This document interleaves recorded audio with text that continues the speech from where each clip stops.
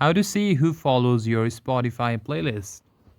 You cannot see the specific user identities of who follows or likes your Spotify playlist, as Spotify completely restricts this data to protect user privacy. However, you can only view the total aggregated numerical count of how many users have saved or liked that specific playlist. Just for example, like this, you can only see how many saves have been made, and if you're a creator, you can also see the likes. Now to do that, you just have to simply open the Spotify application, and from your home page, simply head over to your library, tap on your library, and to see your playlist, there is an playlist, podcast, albums, and artist section. Simply press on playlist.